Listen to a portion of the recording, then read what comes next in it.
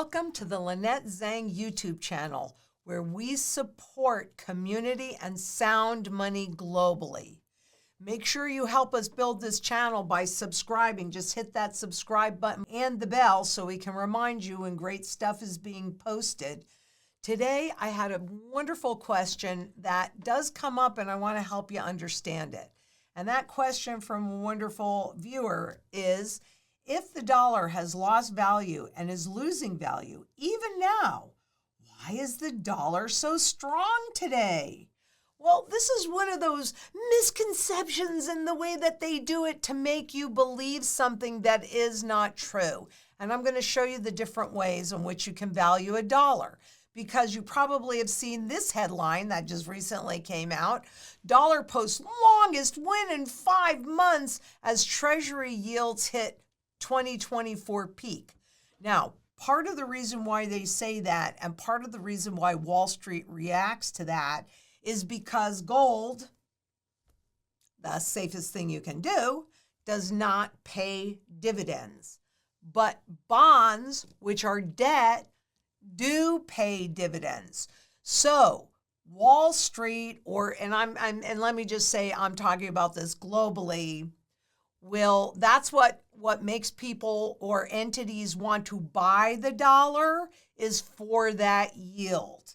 And it's all just a contract. But that certainly is one way. It's one fiat money versus another fiat money. What you're looking at here is the trade-weighted US dollar, which, by the way, they discontinued in 2020.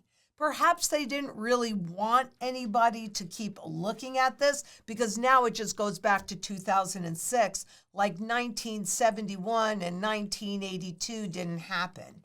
But what are we looking at here?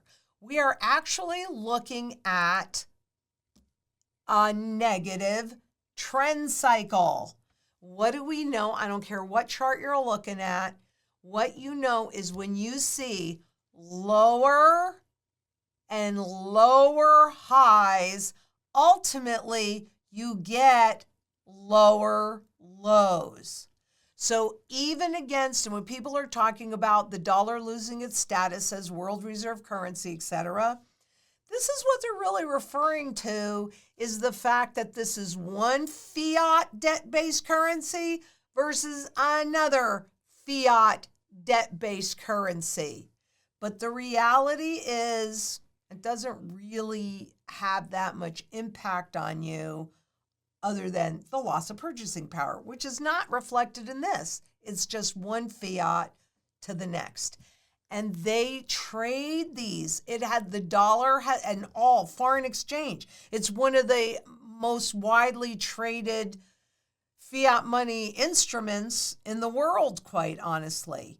And this is what enables governments and central banks to go in and support their currency or not support their currency. Either way, you can see that this is simply fiat versus fiat. So, maybe for a minute we have the strongest weak horse in the glue factory, but it's still in the glue factory. Now, what's inflation?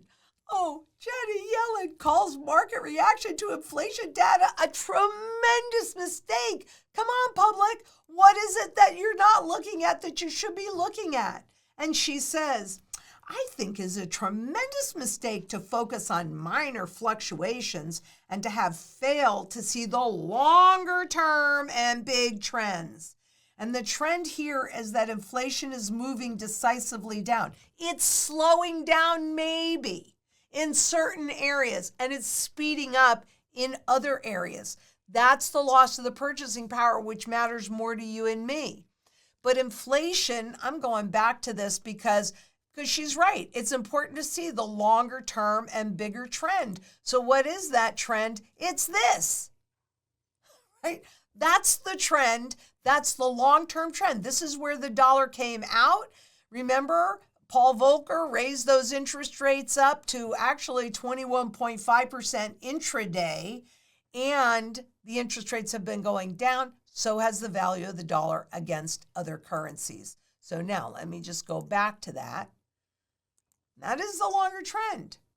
But for the public, gas is up 40%, groceries are up 30%. Why do Americans think the economy is bad? Because their personal experience, their purchasing power is horrible by design, where governments could tax you. That's that almost invisible inflation tax. Yeah, if they can keep it at 2%. But the reality is you need real money, gold, silver, to maintain your standard of living, because the system is set up for them to be able to rob you of your standard of living. So is the market reaction to inflation data a tremendous mistake? Or are people now suddenly going, but wait a minute, they're telling me that inflation is coming down. That impacts the currency. But yet my bills are up substantially. Maybe they pull back a little bit more. That's what she's talking about. The speed at which you are losing purchasing power has slowed down a bit. But you've been losing purchasing power since the day you were born. We all have. And this is the purchasing power chart. This is the one that matters the most to you and me. I'm just going back, because you've seen the long one many, many times. So I'm just going back to 2020. People think, they want you to think, oh, everything is hunky-dory and great, and look at, you've made so much, you're making so much more money. Well, this is the official purchasing power, and that is down in a very rapid and pervasive way. So all they're talking about is a little bit of slowing, but this is the one that matters to you and me, and why gas is up 40% and food is up 40%, et cetera, while the cost of insurance, why the cost of everything is up, is because the value of this crap, as they print more and more of it to hide the problems and transfer the wealth, that's what does it. Every time they print money, you lose purchasing power.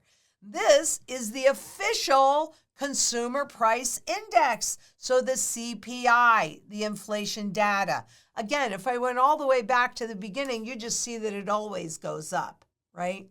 But you can see right now, even just since 2020, which is that gray line, that it costs you more to live, and your wages do not keep pace with it.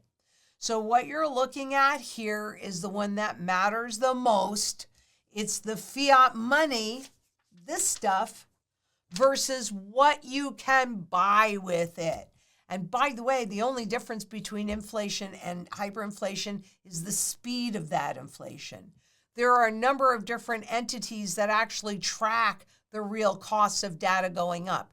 The Chaplin Index is one of them, and it reflects the true cost of living in America. And I don't need to go through all of these, but this is an average of, the lowest one is 10.1% annually that happens to be in Phoenix.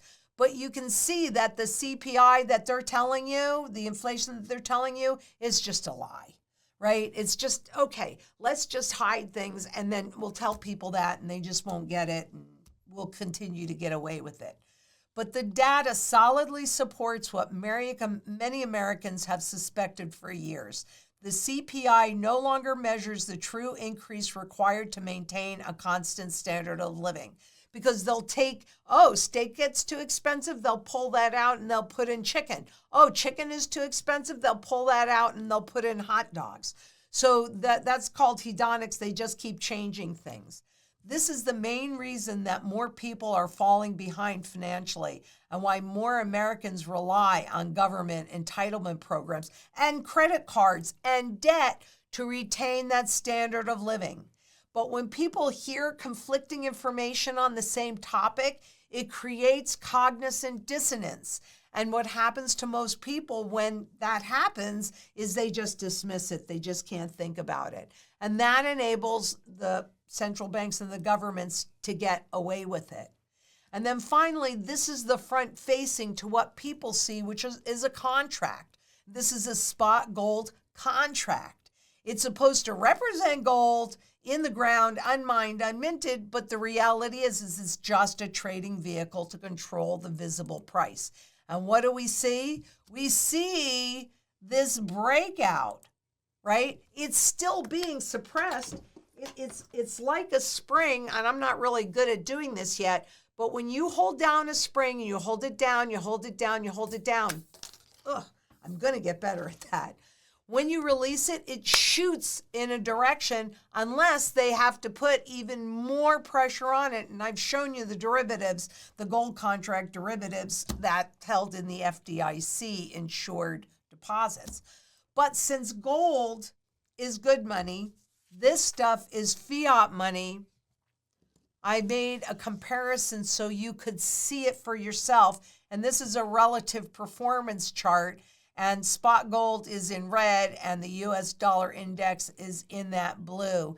And so you can see that, yes, spot gold is a lot more volatile, but it's taken more and more and more pressure to suppress the price because the dollar is actually performing really poorly in this environment.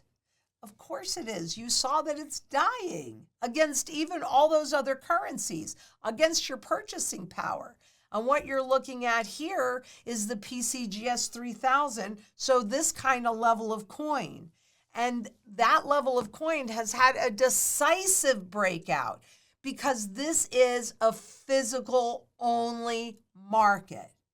So these are the ways that you can value different currencies. It's one fiat against another fiat. It is purchasing power, which is what matters most to us. And it's with contracts. What are you going to believe? Let's believe the physical. Because here is another customer or viewer question.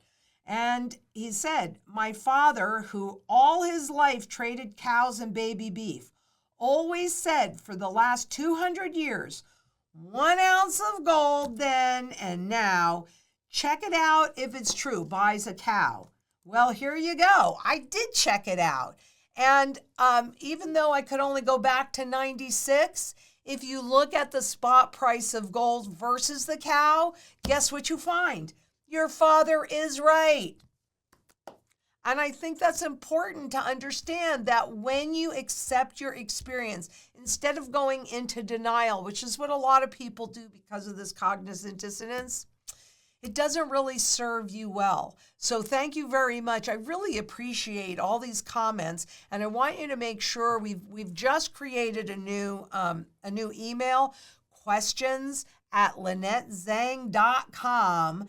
Send them in there because I don't really want to miss any of them. We're going to be answering more and more of your questions as we move forward, especially with my protege Emerald, whom you're about to meet. I'm so excited to get her started. But keep in mind that we need to build this channel as quickly as possible, and we need your support and your help as a community. So if you like this, please give us a thumbs up. Make sure that you leave a comment, any comment, just so that algorithms pick it up and they see the activity on the channel. And that's what's been happening. It's very gratifying. But share, share, share, share, share. That is the way we are going to grow this channel and help educate everybody. The best way, though, is to subscribe. Hit that subscribe button below, hit that bell, and we'll let you know when the next new piece of information is coming on. Because frankly, together we're building a global community. So I want to know where everybody's from too. Because we can make a positive difference if we all come together and support each other. So until next we meet, please be safe out there. Bye-bye.